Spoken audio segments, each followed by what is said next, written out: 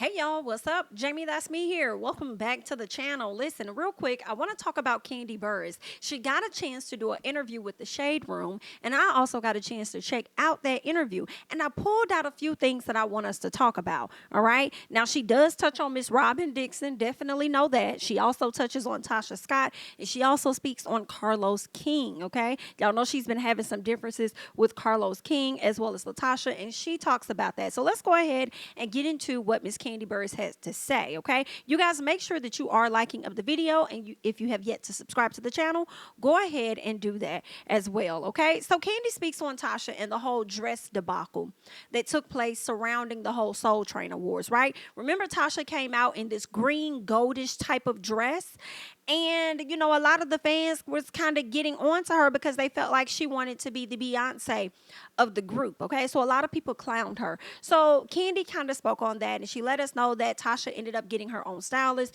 because she did not want to have the same stylist as them for whatever reason, okay? She says that as the group together, they were very last minute with pulling things together, okay? They was already last minute, so I guess if they would have communicated ahead of time, everybody could have really been on one accord, okay? She says that their stylist told, or at least Tasha's stylist told their stylist, the other three members of the group, their stylist, that Tasha was planning on wearing gold or something. And how she came out wearing something that was green goldish, I don't know. Kandi says that he did send their stylist a photo of what Latasha was wearing, but it was actually a photo of a piece of fabric. It was like a very small photo of a small piece of fabric, and they were supposed to pretty much get the idea from there. She says that her stylist did not want their stylist to see what Tasha was wearing. For me, I'm confused about that, because if they're a group, why are you trying to shield what it is that what it is that she's wearing? So it makes me think, coming right out the gate, the whole plan and the goal was to dress differently than them, period.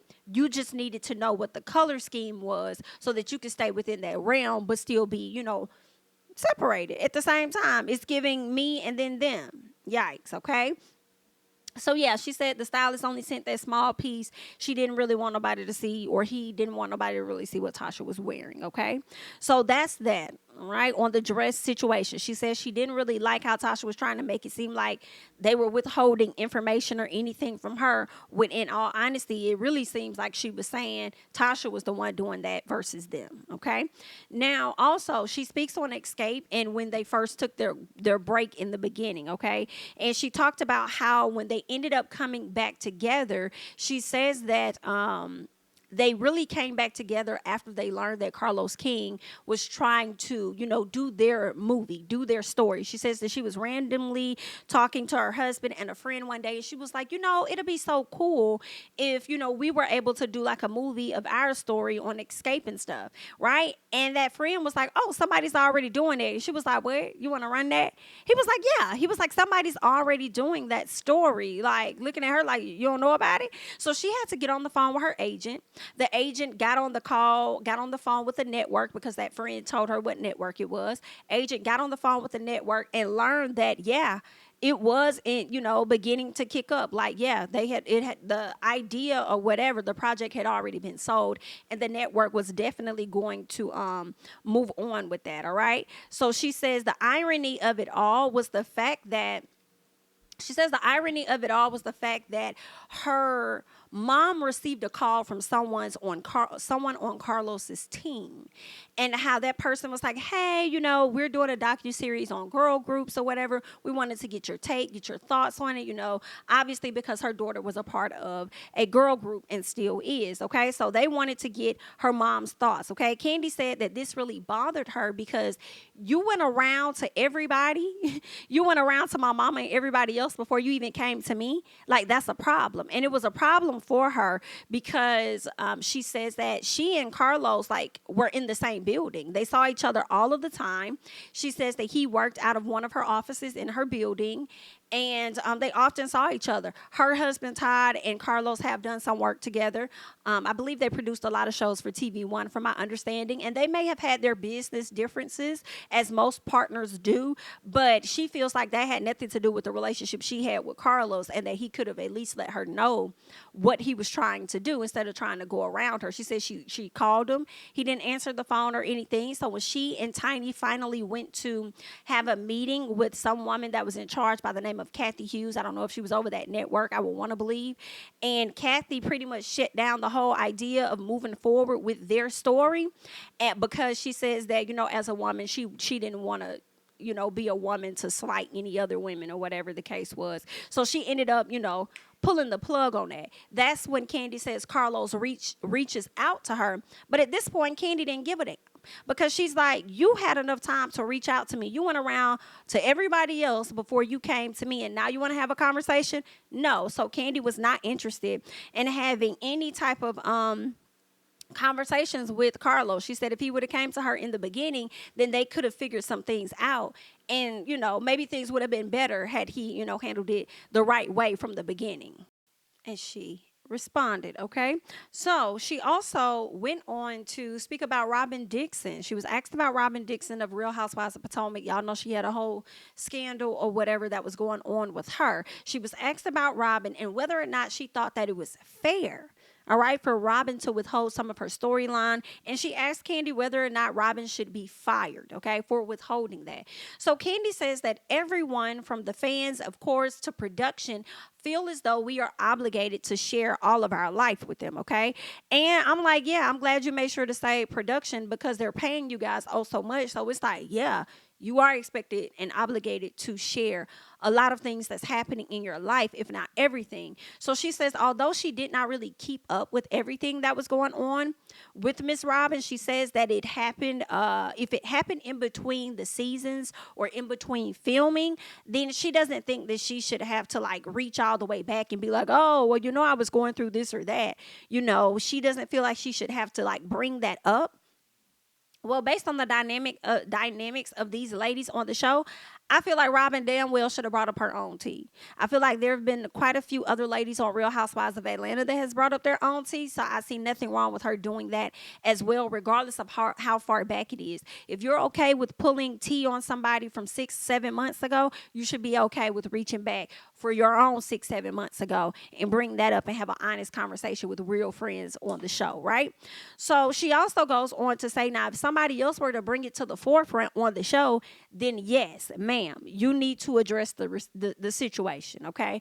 That's just what it is, all right? So Kandi kind of, gave us the middle, a little bit. She didn't really stand on one side or the other. She just said, she shouldn't, she don't really expect her to have to do that, even though it's kind of obligated. But if somebody else brings it up on the show, then, yeah, you need to talk about it. You don't have to bring it up, but if they bring it up, then you need to talk about it, okay?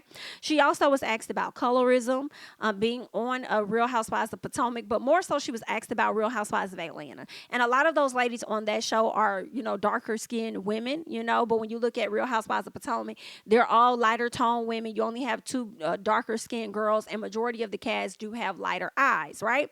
So when she says that, she says they haven't really dealt with that on their cast, Real Housewives of Atlanta, but looking at the dynamics of Potomac, she does understand why they may deal with that, deal with colorism on their show. And she did admit that colorism is indeed everywhere, okay? She was asked about Nene and Phaedra, and if she could choose one to return, who would it be? We all know that it was not going to be Phaedra. Kandi and Phaedra have not been friends in years, ever since certain lies flew out of Phaedra's mouth about Miss Kandi. I feel like the only reason why Kandi ended up being cool with Porsha, maybe Porsha extended an apology, but more than anything, Porsha was welcomed back to the show after contributing to spreading said lies about Kandi, okay? So once she came back to the show, I think Kandi kind of got cool with her, because it's like, she gonna be in my face. I'm forced to work with her. She did get the information from somebody else, so, it's all good, and then time ended up healing their relationship. I mean, I don't know if Porsha got everything that she said from Phaedra, but I could see her getting some things. But either way, they good now, so it is what it is, all right? When it came down to Kandi choosing who she would rather see back, of course, she says that Nene Leakes, okay? She did say Nene Leakes. She'd rather see her come back to the show. What else did Porsha, not Porsha, but Kandi go on to say? She goes on to say that if she had to choose a girl group from the ladies of Housewives, she would choose Drew Sidora, of course. I think Drew has a beautiful voice. She said Candiace, Dillard, absolutely. And then she also says herself, in addition to Erica Jane, okay? So if she had to do that, she would pull those ladies together to do a girl group. So now my thing is this. Bravo. We know that BravoCon is coming up later this year. Can y'all create some type of talent show or something that's going to force the ladies to come up with some type of jingle in a short amount of time and let us see Miss Drew, Miss Kandi, Miss Candiace, and Erica Jane come up with something to entertain the people? Like, y'all figure that out. Figure out how y'all gonna make that a game or something in the show. All right. So yeah, Kandi also went on to talk about her children, where they are with things, you know, how her kids are doing, how Riley has been adjusting to college and everything, and staying encouraged and all of that, and how she's changing her career from being an entertainment attorney to wanting to be an A&R in the music industry. So she's still out there at NYU. Ace is over here acting. Blaze is running amok over there at the daycare, okay, punking the kids and stuff. So she definitely has her hands filled with a lot of things, okay? She's going to go on, continue to work on The Shy. I believe she's still doing a la carte. She has a lot of things under her belt. She also, from my understanding, produced a movie that is going to be featuring Drew Sidora, from my understanding. So she has a lot going on. Not to mention, Miss Kandi, I'm going to keep adding things to my plate. Burruss Tucker is also working with a girl group known as Siren. I do believe that this is her girl group that she's trying to get up and off the ground. And those girls, I have to say, they are very, very talented, all right? If y'all haven't heard of them, y'all might want to slide over there, see what the little girls over there talking about. But girl, they definitely got some vocals on them, okay? And it's Siren as in P-S-I-R-Y-N. I believe that's how you say it, but they can sing. Okay, like, can we bring girl groups back? Because I feel like we haven't had any, and any, if we have possibly had any, they ain't been that successful. I think OMG girls could have been like the last ones, but can we bring back a few of the girl groups or something? Like, you know what I'm saying? Y'all let me know. But that's all that I got. I just wanted to come and give you guys the rundown on Kandi's latest interview that she did with the Shade Room. All right, you guys go ahead, hop down in the comments, share your thoughts about everything that we talked about, everything you heard Miss Kandi discuss with the Shade Room. That's all that I have. I am JamiThatsMe. Don't forget to like, comment, subscribe, share my videos. Follow me on Instagram and Twitter at JamiThatsMe, and I'll catch you guys in the next one. Bye-bye.